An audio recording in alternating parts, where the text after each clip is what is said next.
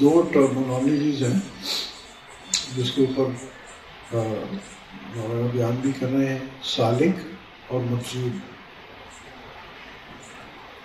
اب اس میں سلوک میں بھی دو پارٹ ہوتے ہیں، ایک جذب کا پارٹ ہوتا ہے اور ایک سالک سلوک والا پارٹ ہوتا ہے اور ایک جذب کا پارٹ ہوتا ہے۔ سلوک کے اندر بھی ہمارے نقشبندیہ سلوک میں پہلے جذب آتا ہے، پھر تزکیہ نفس اور یہ سب چیزیں کے مجاہدات کرائے جاتے ہیں۔ باقی سلسلوں میں پہلے مجاہدات اور وہ کرائے جاتے ہیں اور پھر جذب والا پارٹ بعد میں آتا ہے۔ چشتیہ میں، قادریہ میں وہ بھی ایکسپلین کروں گا کہ جو عام طور سے جس کو ہم مجذوب کہتے ہیں اس سے کیا مراد ہے۔ مگر ودن دا سلوک کہ ہمارے نقشبندیہ میں جو مراقبات کرائے جاتے ہیں اس کا ایک اثر یہ ہوتا ہے کہ ایک جذب اللہ کی طرف، ایک کشش ایسی ہو جاتی ہے کہ یہ رستہ ٹریول کرنا آسان ہو جاتا ہے، ایک شوق ذوق پیدا ہو جاتا ہے۔ اور پھر جب ایک شوق ذوق اور ایک عادت پیدا ہو جاتی ہے اور اس کے بعد پھر سلوک طے کرنا، تزکیہ نفس کے مجاہدات کرنا آسان ہو جاتا ہے۔ بہرحال جو پہلے دوسرے سلسلوں کا طریقہ تھا اس میں پہلے وہ مجاہدات کرواتے ہیں۔ حضرت حاجی امداد اللہ مہاجر مکی رحمۃ اللہ علیہ، جیسے ہمارے اکثر بزرگوں کو چاروں سلسلوں میں عبادت ہوتی ہے، تو وہ جب کوئی آتا سالک تو اس کو اس کی طبیعت کے مطابق اس سلوک میں طے کرواتے جو اس کی طبیعت ہو۔ ایک بندہ آیا ان سے، حضرت نے پوچھا بھائی آپ کو کس سلوک میں بیعت کرنا ہے؟ اس نے کہا مجھے تو پتہ نہیں، آپ بتائیں۔ تو انہوں نے کہا کہ اچھا یہ بتاؤ، اگر ایک زمین ہے کاشت کرنا اس پہ اور اس پہ جھاڑیاں اگی ہوئی ہیں بہت، تو دو طریقے سے کاشت ہو سکتی ہے۔ ایک یہ کہ پہلے ساری زمین کو بالکل جھاڑیوں سے پاک صاف، بالکل جھاڑیاں ماڑیاں ساری نکال دی جائیں اور پھر ہل اس پہ چلائی جائے۔ اور ایک آپشن یہ ہے کہ جتنی زمین صاف کرتے جائیں اتنے پہ ہل چلاتے جائیں، یعنی اگر 10% کی زمین صاف ہو گئی ہے تو بس وہاں ہل چلا لیں، پھر اور صاف کر لیں، پھر اور چلا لیں، انتظار نہ کریں کہ ساری زمین جو ہے وہ پہلے صاف ہو جائے۔ تو دونوں میں سے آپ کی کیا پریفرنس ہوگی؟ اگر آپ کو چوائس ہو تو آپ کیا کرو گے؟ پہلے پوری زمین صاف کرو گے اور پھر ہل چلاؤ گے، یا صاف کرتے جاؤ گے اور ہل چلاتے جاؤ گے؟ تو اس نے کہا جی پھر اتنا کون انتظار کرے کہ ساری زمین صاف کریں پھر ہل چلائیں؟ میں تو یہ چاہوں گا کہ بس جتنی صاف ہو رہی ہے اس پہ تو چلاتے جائیں پھر۔ تو کہا اچھا تم نقشبندیہ میں بیعت کرو، ہمارا یہی ہے۔ باقی جگہ پہلے مجاہدات کروا لیتے ہیں، اس کے بعد ذکر بتاتے ہیں، ہماری شروع ہی ذکر سے ہوتی ہے، اور باقی سلاسل میں مراقبہ آخر میں بتاتے ہیں اور ہم مراقبہ بالکل شروع میں بتاتے ہیں۔ تو یہ جو مراقبات میں جو انیشل مراقبات ہیں، تو اس سے کیا ہوتا ہے؟ جذب پیدا ہوتا ہے، جذب کی کیفیت پیدا ہوتی ہے، تو سلوک طے کرنا آسان ہو جاتا ہے۔ پھر اس کے بعد جیسے میں نے کہا کہ پھر وہ تزکیہ نفس کے لیے بعد میں مجاہدات کیے جاتے ہیں۔ تو یہ تو ودن دا سلوک جذب اور سلوک کی بات آ گئی۔ اب ایک اصطلاح ہے جو ہم عام طور پہ کہتے ہیں کہ مجذوبین، وہ لوگ جو اللہ کے جذب میں اپنا ہوش حواس کھو بیٹھے ہیں۔ ایسے اچھا یہاں ہم لوگ بتا کر ہم ہر پاگل دیوانے کو مجذوب سمجھتے ہیں، وہ یہ تو بڑا اللہ والا ہے، حالانکہ وہ بیچارہ کوئی پاگل دیوانہ ہے، ہر پاگل دیوانہ مجذوب نہیں ہوتا۔ مگر مجذوب جو ہے وہ ہوتا ہے جو اپنے عروج میں کہیں اٹک گیا ایسا، اور اللہ کی تجلیات میں ایسا اٹک گیا کہ وہ اب اپنے حواس کھو بیٹھا۔ اب وہ شریعت کا مکلف بھی نہیں ہوتا، کیونکہ شریعت کے مکلف کے لیے ہوتا ہے نا عاقل ہونا ضروری ہے، عقل ہونا ضروری ہے. جس میں عقل ہی نہیں ہے، جیسے کوئی پاگل دیوانہ ہے تو وہ شریعت کے اصول کا مکلف نہیں ہے، وہ تو بیچارہ جانتا ہی نہیں. تو اسی طرح جو مجذوب ہوتا ہے وہ شریعت کا مکلف نہیں ہوتا کیونکہ وہ اپنے ہوش میں ہی نہیں ہے. مگر دوسری طرف وہ دیوانہ نہیں ہے. دیوانہ ان دا سینس کہ وہ عام دنیاوی اصطلاح کی طرح دیوانہ نہیں، وہ اللہ کے عشق میں بعض اوقات ایسی اللہ کی تجلیات اور وہ سب مشاہدہ کرتا ہے، اور وہ اتنا اس میں محو ہوتا ہے کہ باقی چیزوں سے بالکل اس کو ہوش ہی نہیں ہوتا. باقی چیزوں کا نہ اپنا ہوش ہوگا، نہ کپڑے پہنے ہوئے نہیں پہنے ہوئے، کچھ اس کو ہوش نہیں ہوگا. مگر اور یہ صاحب ڈیوٹی بھی ہوتے ہیں. جو تکوینی نظام ہے اس میں مجاذیب کی بھی ڈیوٹی ہوتی ہے، مگر یہ کمال نہیں ہے، یہ یاد رکھیے گا. اور اسی واسطے ہمارے یہاں کوئی انکریجمنٹ نہیں کرتی کہ منصوبوں کے پیچھے بھاگتے رہو، کیونکہ بہت خطرات بھی ان کے ساتھ لگے ہوئے ہوتے ہیں. ان کا جھوٹا بعض کا توجہ ڈال کے جھوٹا پلا دیتے ہیں تو آپ بھی منسوب بن جائیں گے. تو اللہ تعالیٰ ساجد بھائی بھی کپڑے پھاڑ کے جو ہے تو اس واسطے اچھا. دوسرا کیونکہ یہ بیچارے خود ایسے ہوش میں نہیں ہوتے تو ان کو پتہ نہیں ہوتا کہ سامنے والے کو، جس نے مثال دے رہا تھا، کسی نے کہا جی کوئی دعا دے دے، اس نے کہا اچھا دعا تیرا پیٹ پڑ جائے اللہ کرے. اس کو ہوش نہیں ہے نا. ایک عاقل آدمی ہوتا ہے وہ سمجھتا ہے اچھا دعا سے کیا مل رہا ہے، کہ اللہ تجھے صحت دے، ایمان دے دے. وہ بیچارہ کہتا اچھا کچھ چاہیے نا لے لے، اللہ کرے تیرے سر پر پتھر پڑے. اب وہ اپنے اس طرح ہوش میں نہیں ہے. مجذوب اپنی ذات میں تو صاحب کمال ضرور ہے، مگر وہ دوسروں کے کام کے لیے نہیں ہے. یہ وہ والا مجذوب ہے جو اب ان کیفیات میں ایسا اٹک گیا ہے. اب دیکھیں یہاں تک اٹک گیا ہے کہ وہ شریعت کا مکلف بھی نہیں ہے. تو یہ تو کوئی کمال نہ ہوا. کمال تو آپ سے کی ذات اقدس ہے نا، جس نے ہر چیز کو اپنی جگہ پہ رکھا ہوا. تو کمال جو ہے وہ ہے جس نے یعنی سلوک طے کیا ہے اور اپنے ہوش و حواس میں بھی ہے. تو اپنے لیے بھی وہ رہنما بنتا ہے اور دوسروں کے لیے بھی وہ رہنما بنتا ہے. جتنے شیخ طریقے تھا کوئی مجذوب نہیں ملے گا آپ کو. وہ 100% مجذوب ہے، اس کی تقلید نہیں ہے. صابر کلیر رحمۃ اللہ علیہ، حضرت بابا فرید الدین گنجشکر رحمۃ اللہ علیہ کے خلیفہ بھی ہیں اور بھانجو بھی تھے. اور ویسے ہمارا جو سلسلہ حاجی صاحب والا یہ چشتیہ صابریہ ہے، انہیں سے آیا.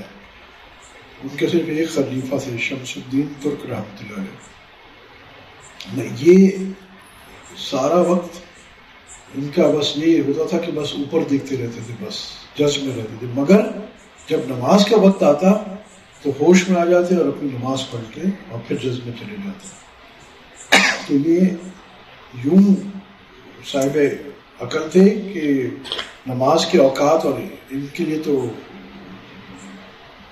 ان کو ہوش آ جاتا. بٹ ادروائز اسی واسطے جب شمس الدین ترک رحمۃ اللہ علیہ کو حضرت بابا فرید الدین شگر رحمۃ اللہ علیہ نے کہا کہ آپ وہاں ان کے پاس چلے جائیں، صابر کے لیے رحمۃ اللہ علیہ کے پاس.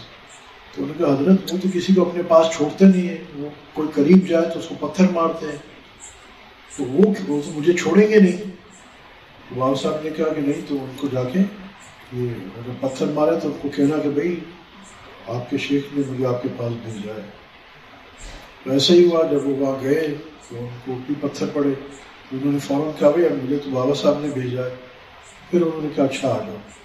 اور پھر ان کا یہی معمول رہتا تھا، یہ بس ایک ہی ان کے سمجھو مرید یا خادم میں جو بھی تھے، اور پھر ان کے ایک ہی خلیفہ. مگر آگے سلسلہ صابریہ جو اتنا زیادہ پھیلا ہے وہ سارا حضرت شمس الدین ترک رحمۃ اللہ علیہ کی وجہ پھیلا ہے. اور یہاں ایک اگزامپل یہ ہے کہ مجذوب تو تھے مگر ساتھ ساتھ ان پہ کچھ اوقات ایسے بھی تھے جو جذب پہ علاوہ آتے تھے. اور جو ایسے مجاذیب ہیں جن کلی طور پہ جذب نہیں ہوتے ہیں تو وہ تو بالکل قابل تقلید نہیں ہے.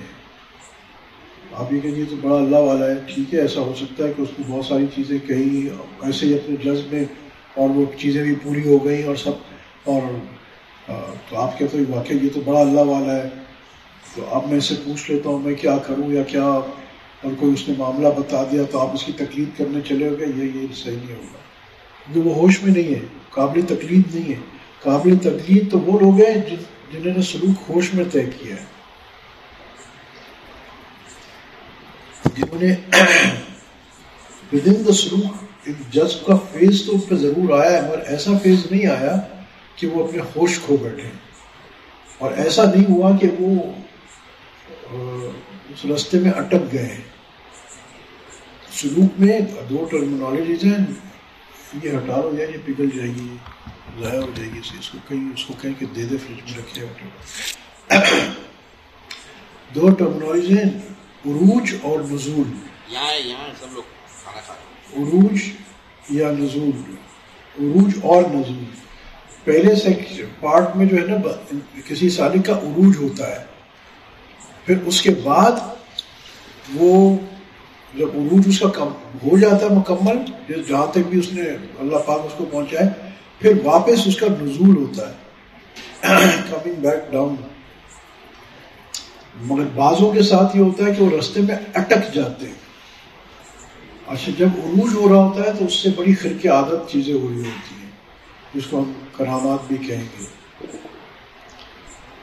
مگر جب جو عروج کے بعد جس کا پھر نزول کامل ہو جاتا ہے تو اس کو وہ دیکھنے میں بالکل ایسا ہی لگتا ہے جیسے بالکل کوئی نارمل آدمی.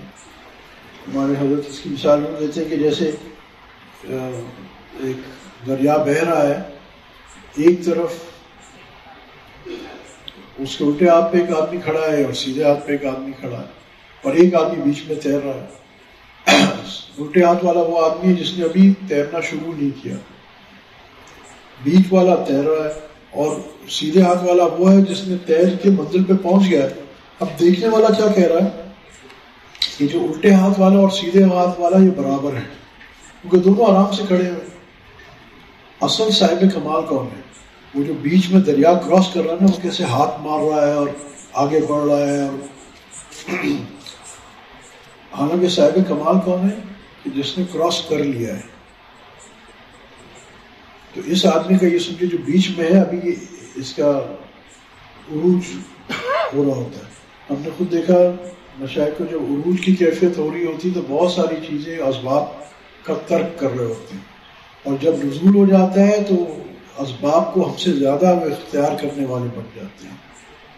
تو بظاہر ایسے لگتا ہے کہ یار پہلے یہ صاحب کمال تھے، اب یہ نقص پیدا ہو گیا، حالانکہ معاملہ برعکس ہوتا ہے. میں نے اس دن بھی کہا تھا نا کہ حضرت نے وہ زمانہ بھی دیکھا کہ کسی بیماری میں دوائی لیتے ہی نہیں تھے، بس جو نفل پڑھیں گے شفا ہو جائے گی. اور اب ایک زمانہ ہے کہ ہر بات کے لیے کوئی یہ دوائی لے لے، پیٹ کے لیے یہ دوائی لے لے، فلانے کام کے لیے اسکول لے لیں، وہ لے لیں. تو سر کمال کیا تھا؟ دیکھنے والا عام آدمی کا یہ کمال تو وہ تھا نہیں، وہ توکل اللہ تھا نہیں، توکل اللہ یہ ہے.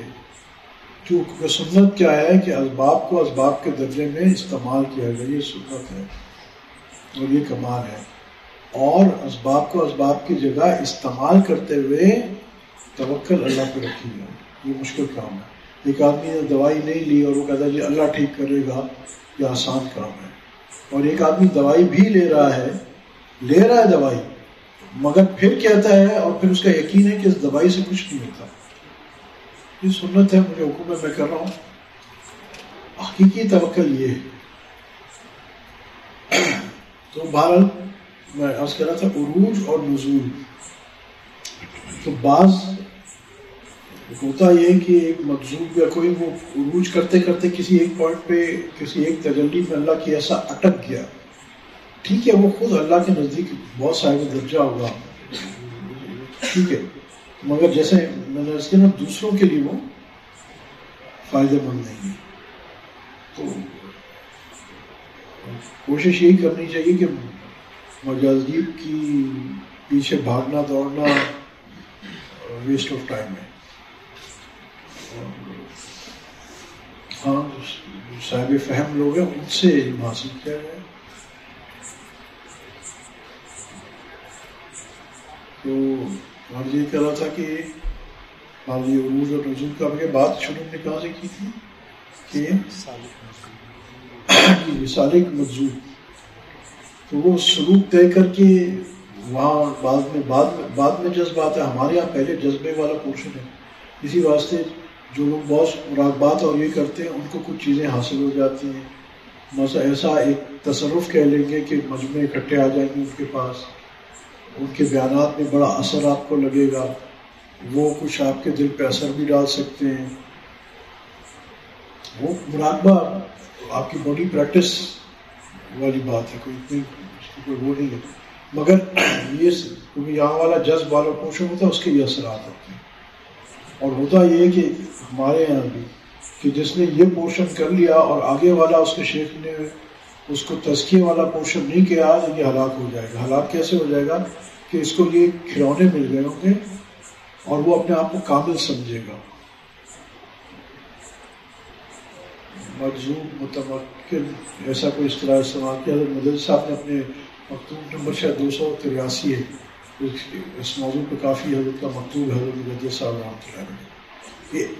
یہ ابھی اس کا سلوک پورا نہیں ہوا تھا, یہ کچھ جذب کی چیزیں پا گیا اور اپنے آپ کو کامل سمجھنے لگا اور نفس اس کا موٹے ہی تھا. اب کیا ہے کہ اس کے پاس ایک کھلونا آ گیا, کچھ پاورز آ گئے اور وہ نفس اس کا موٹا ہی ہے. تو اب کیا کرے گا یہ آدمی اپنی دنیا کمانے کے لیے اپنے یہ پاورز یوز کرے گا, تصرفات کے لیں یا یہ توجہات کہہ لیں, تو وہ نگیٹو یوز کر لے گا. اس کا نفس ابھی اس کے نفس کی اصلاح نہیں ہوئی, یہ بہت ضروری ہے. دوبارہ جیسے میں نے بس یہ عرض کرنا تھا کہ مجذوب وہ شخص ہے جو اپنا اللہ کی محبت میں مگر اپنے ہوش کھو بیٹھا ہے, جس کو اصطلاحاً جس کو کہتے ہیں نا وہ افراط و مجذوب ہے. تو وہ مجذوب ہے. وہ جو سلوک کے دوران کام ہو رہا ہوتا ہے وہ جو کیفیت مجذوبیت کی ہے تو وہ سلوک کا پارٹ ہے. اس میں تھوڑا سا دونوں میں فرق ہے. بس یہ ایک نقطہ آیا تھا میرے دل میں کہ آپ کو یہ اس کی وضاحت کر دوں. جب بندہ مجذوب ہو جاتا ہے تو وہ کسی شیخ کے طرف ہوتا ہے تو وہ شیخ اس کو وہاں سے بچاتا کیوں, جانے کی ضروری نہیں ہے کہ مجذوب کسی سے بیعت ہو. بعض اوقات جیسے میں نے کہا کہ عام آدمی بھی ہے کہ اس کو مجذوب ملا اور اس کو کچھ پینے کو دیا اور وہ بھی جذب میں آ گیا. جی جی جی جی جی جی یہ ایک الگ پوائنٹ ہے. پہلے اس کو دو کوشچنز میں لکھ لے لیں یا ایک کوشچن لے لیں. پہلا کوشچن آپ کا تھا کہ مجذوب کو پہلے اس کو کلیریفائی کر لیں تاکہ آپ کو اس کا بھی ایک انشاءاللہ اللہ پاک آنسر دلوا دے گا. وہ یہ ہے کہ آپ نے یہ کہا کہ جب جو باقاعدہ کسی شیخ کے اندر سلوک طے کر رہا ہوتا ہے وہ شاید و نادر, وہ اگر اس کا کوئی دیکھیں شیخ جو ہے وہ انسان ہے, فیصلے اوپر کے ہی ہوتے ہیں. ہاں شیخ کی توجہ, شیخ کی رہنمائی, شیخ کی گائیڈنس کا بہت فائدہ بے شک ہوتا ہے. مگر کچھ لوگ جیسے صابر کلیئر رحمۃ اللہ علیہ کا شروع سے اگر آپ مزاج جیسے بالکل مجذوبانہ تھا. جب وہ بیعت ہوئے اور خانقاہ پہ آئے تو حضرت نے ان کی ڈیوٹی لگائی بابا صاحب رحمۃ اللہ نے لنگر میں لنگر تقسیم کرا. تو جب کچھ عرصہ ہو گیا تو حضرت بابا صاحب کی ہمشیرہ آئیں اور کہنے لگی کہ صابر تو بالکل سوکھ کے کانٹا ہو گیا, آپ کیا کر رہے ہو؟ تو انہوں نے کہا کہ کیوں سوکھ کے کانٹا ہو گیا, کیا ہو گیا, اس کو بلاؤ. تو بلایا تو انہوں نے کہا کہ اللہ کے بندے میں نے تو تمہیں لنگر میں ہی پوسٹ کیا ہے, تو ہاؤ کین. بولا حضرت آپ نے یہ کہا تھا کہ لنگر تقسیم کرنا ہے, آپ نے لنگر کھانے کا تو نہیں کہا تھا. تقویٰ بھی تھا. اور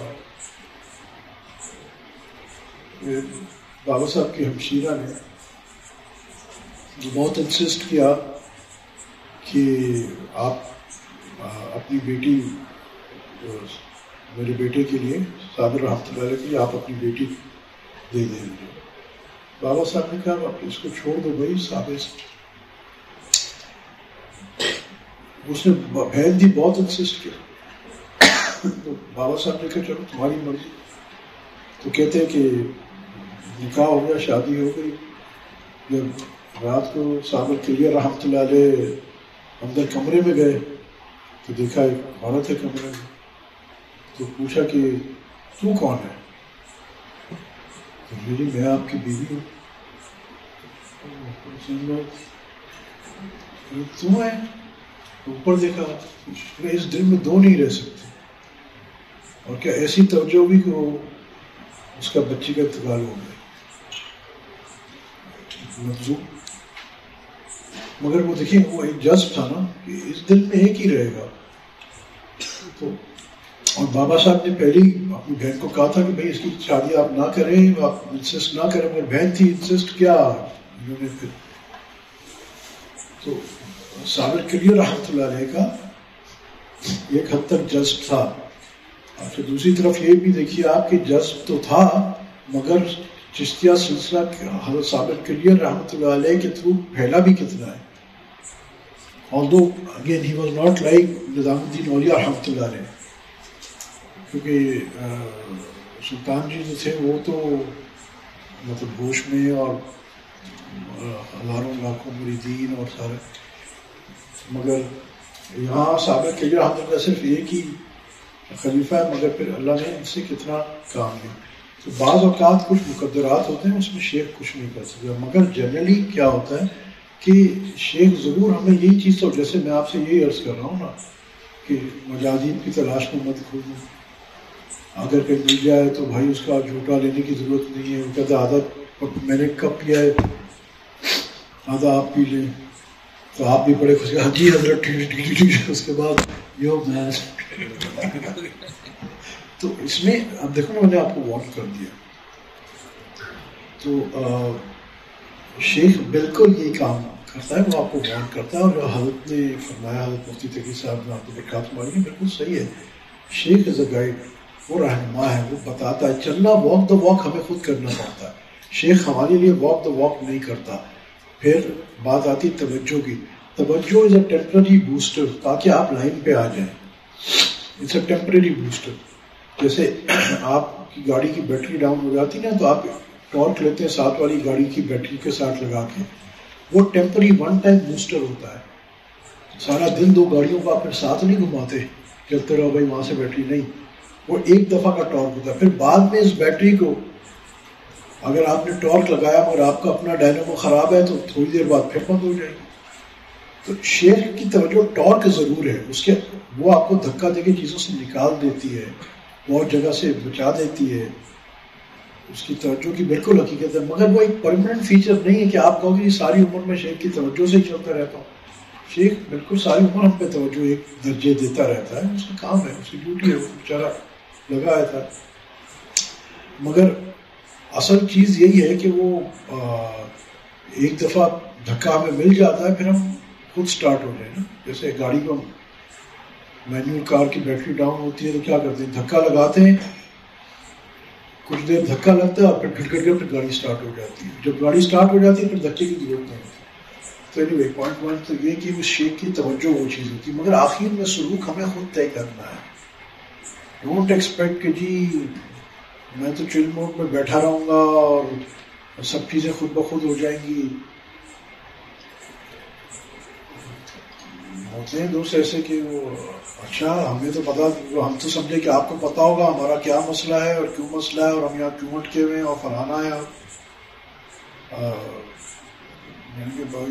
اور آپ سارا وہیں سے بیٹھ کے مطلب یہ کوئی مرسیڈیز گاڑی کی سافٹ ویئر ہے کہ جرمنی سے بیٹھ کے اسے یہاں فائن ٹیون کر لیں گے. بات یہ کہ we have to walk the walk. شیخ کی گائیڈنس ضرور ہوتی ہے. اس کی توجہ بہت ساری چیزیں بے شک ہوتی ہیں، اس سے بالکل انکار نہیں کر رہا ہوں، مگر آخر میں ایک سالک کو یہ سمجھنا چاہیے کہ میری اپنی محنت ہے جو مجھے آگے لے کے جائے گی. تو شیخ بالکل وارن کرتا ہے آپ کوئی باقاعدہ اس طرح بیعت ہو، کم ہی میں نے نہیں سنا کہ کسی شخص کے بارے میں جو کسی شیخ سے بیعت تھا اور وہ منظور بن گیا.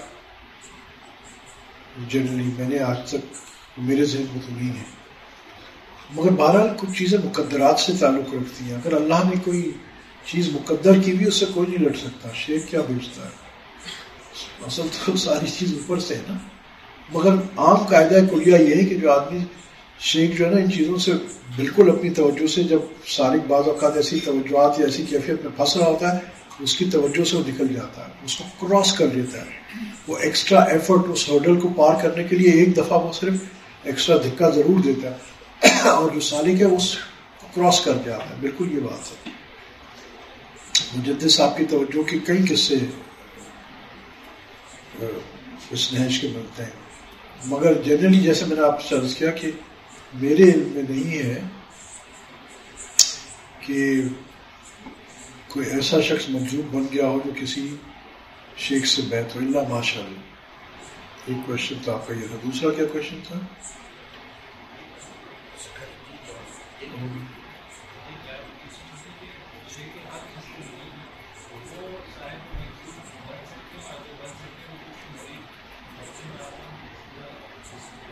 سوری آپ کی آواز شیخ حق ہے.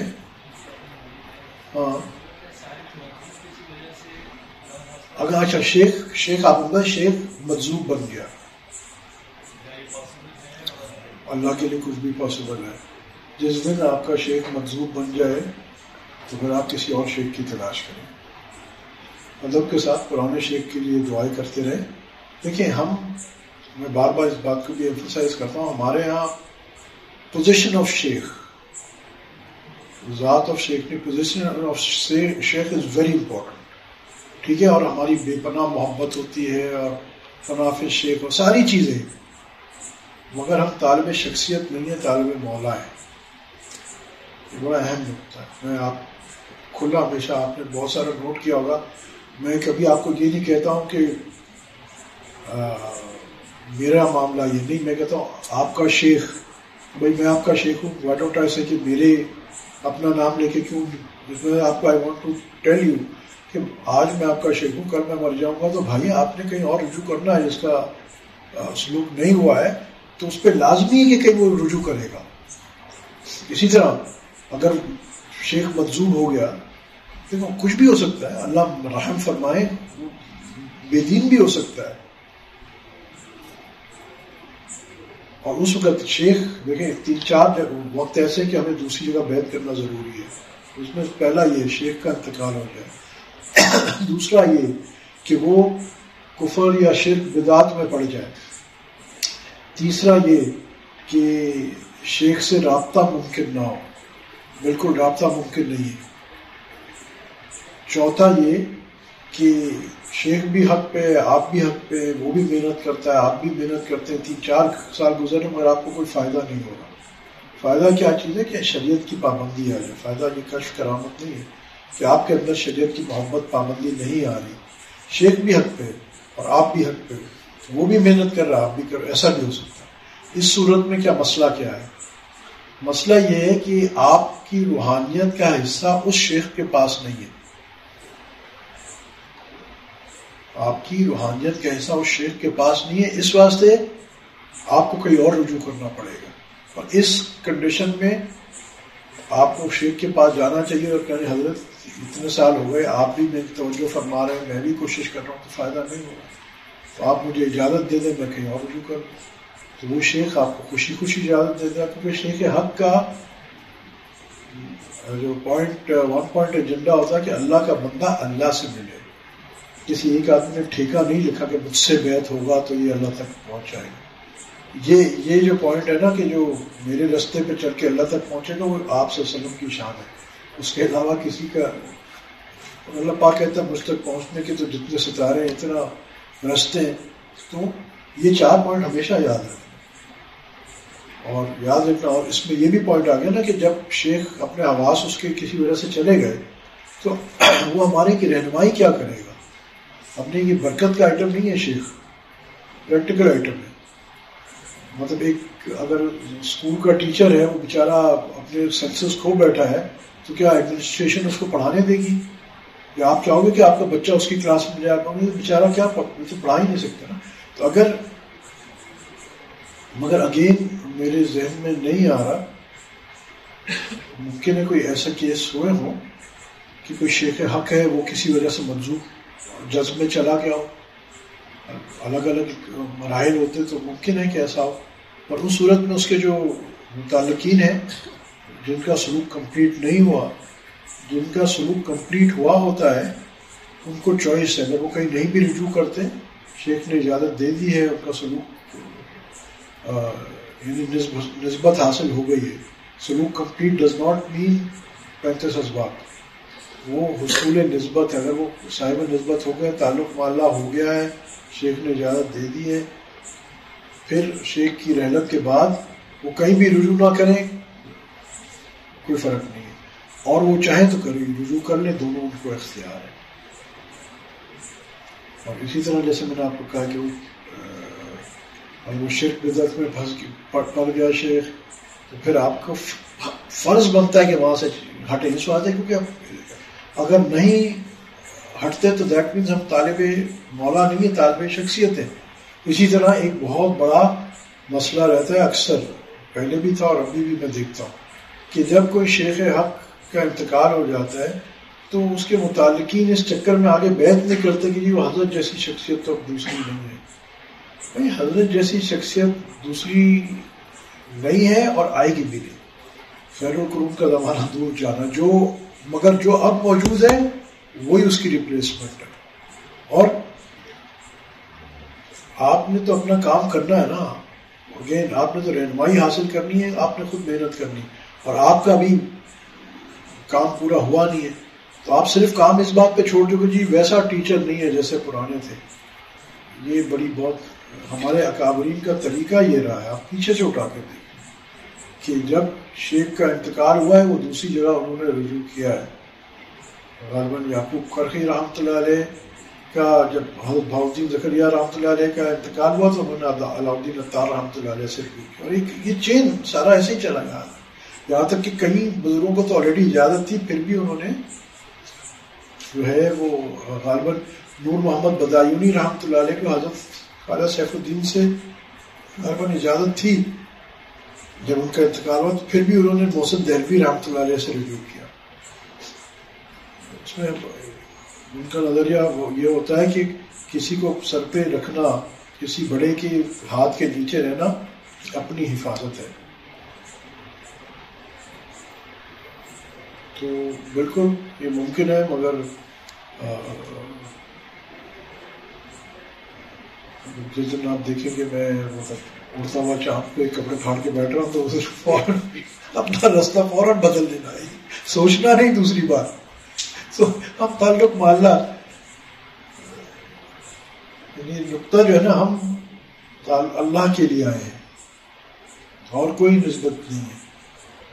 تو یہ holistically we have to one point agenda.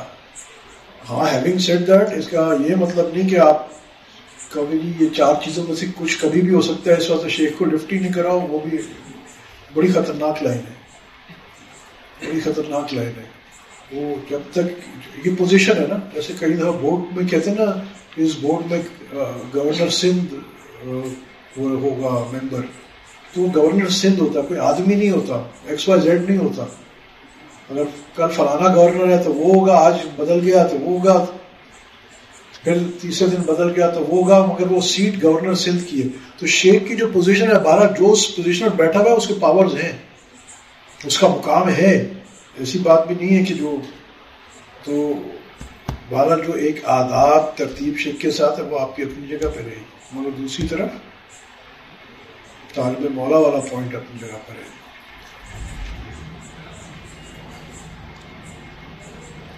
جتنے واقعے پڑھنے ہو نا یہ مجذوب کے حضرت تھانوی رحمۃ اللہ کی وہ روایت ثلاثہ اس کے آخر میں 3-4 مجذوب کے واقعے پڑھ لیجیے گا تاکہ پتہ لگ جائے. یہ ہمارے مولانا رولہ صاحب ہیں، انہوں نے مجاذیب کی پراسرار دنیا کے نام سے ایک کتاب ہے جو وہ بھی پڑھ سکتے ہیں.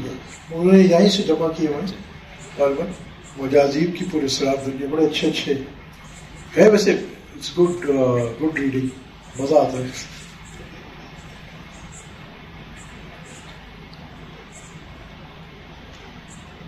ان کے عجیب قصے. حضرت غالباً یعقوب نانوتوی رحمۃ اللہ علیہ کا آتا ہے کہ ان کے بھانجے کو انگریز کے زمانے میں پھانسی کی سزا ہو گئی. تو بس وہ تھا کہ 1-2 دن میں اس نے مطلب پھانسی کے چانسز تھے، اور بس کہ بھائی کل ججمنٹ آنی ہے، اور سارا خاندان جمع تھا اور ہر کوئی پریشان اور رو دھو سب. اور حضرت نانوتوی رحمۃ اللہ علیہ بھی وہیں، وہ بھی اس طرح رو دھو رہے ہیں. اور یہ تو وہاں جو موجود تھے لوگ، اس نے نوٹس کیا کہ ایک مجذوب قسم کا آدمی جا رہا ہے اور کہہ رہا ہے گھر کی بات ہے، گھر کی بات ہے، گھر کی بات ہے. اس کو شک ہوا کہ یہ آدمی کچھ ہمیں بتانا چاہ رہا ہے. تو یہ اس مجذوب کے پیچھے گیا. اس نے بابا تو کیا کہہ رہا ہے؟ اس نے کہا گھر کی بات ہے، گھر کی بات ہے. کیا گھر کی بات ہے؟ بولا یہاں اس پورے نظام کے انچارج میں نا حضرت نانوتوی رحمۃ اللہ علیہ. تو میں ایسا کر رہا ہوں کہ ان کو کمرے میں بند کرو ان کے ساتھ، اور ان کو بولو کہ ہم آپ کو نکلنے نہیں دیں گے جب تک آپ اس کی لڑکی کی رہائی کا فیصلہ نہیں فرمائیں گے. مگر میرا نام نہیں بتانا. تو میں نے آپ کو بتایا. تو انہوں نے یہی کیا، آ کے حضرت نانوتوی رحمۃ اللہ علیہ کے ساتھ بیٹھ گئے، دروازہ بند کر دیا، اور انہوں نے حضرت یہ فیصلہ نہیں آنا چاہیے. تو انہوں نے بھائی میرے بس میں کیا ہے فیصلہ نہیں آنا چاہیے؟ انہوں نے بولا نہیں آپ کے بس میں ہے اور آپ اس کو کروائیں. تو پہلے انہوں نے بڑا ریزسٹ کیا کہ نہیں بھائی میں کیا کر سکتا ہوں، ہاں میں تو خود پریشان ہوں. جب بہت ہی پیچھے پڑے سارے تو وہ سمجھ گئے کہ بھائی یہ کچھ مخبری ہوئی ہے. تو انہوں نے بھائی تم کو کس نے بتائی یہ بات؟ انہوں نے یہ چھوڑے آپ. پھر انہوں نے کہا کہ اچھا ایسا کرو، میں یہ رکا لکھتا ہوں، تم فلانے وہاں جانا کھیت میں، تو وہاں رات کو ایک آدمی جو ہے نا اس کا ایک گدھا ہوگا اور وہ گھاس کاٹ رہا ہوگا. جب تم قریب جاؤ گے تو تمہیں پتھر مارے گا. تو تم اس کو بتانا کہ میں نے بھیجا ہے، اور پھر اس کو یہ رکا دے دیں. تو کہتے ہیں ایسے ہوئے، وہاں ایسی بندہ کاٹ رہا تھا گھاس. تو بہرحال اس کو جا کے جب رکا دیا، اس نے کہا او ہو یہ تو فیصلہ میں آگے دے چکا ہوں. بولا اچھا بہرحال ٹھیک ہے کچھ کرتے ہیں. جب کہتے ہیں دوسرے دن جب جج آیا فیصلہ کرنے، تو اس نے بس سیدھا فیصلہ لکھ دیا بھائی اس شخص کو باعزت بری کر دیا جائے. یہاں مجذوب کی بات کر رہا ہوں. حضرت ان کو بتا نہیں رہا تھا خانقاہ تاریخ ہے خانقاہ سراجیہ میں بھی یہ واقعہ لکھا ہے کہ حضرت خواجہ خان محمد صاحب رحمۃ اللہ 1972 میں خواجہ صاحب رحمۃ اللہ علیہ کی خانقاہ میں جو خانقاہ سراجیہ اس میں حیات تھے وہ، تو ایک مجذوب آیا. تو خواجہ صاحب نے اس کو بطور مزاح کہا کہ اللہ کے بندے تو آیا ہے اتنے عرصے بعد خانقاہ پہ، اور وہ بھی پاکستان کو توڑوا کے. تو اس نے کہا کہ حضرت میری کیا طاقت تھی پاکستان کو توڑوانے کی، کاغذات پہ تو آپ کے ہی دستخط تھے. جیسے حضرت نے یہ بات پس ہوئی تو فوراً کمرے میں بھاگ گئے. ایسے کہیں قصے ہیں، پورا نظام ہے اللہ پاک کا. تو بٹ یٹ الون وہ حضرت خواجہ صاحب تھے، ان کے پاس مجذوب آتے تھے. وہ تو ایک پورے نظام کے بڑے تھے نا. تو یہ تو جتنے ڈیوٹی والے تھے وہاں ان کی قدم بوسی کے لیے آتے تھے. ہم تھوڑے سے ذرا چھوٹے ہیں اس واسطے ان کی تلاش میں رہنے کی ضرورت نہیں ہے.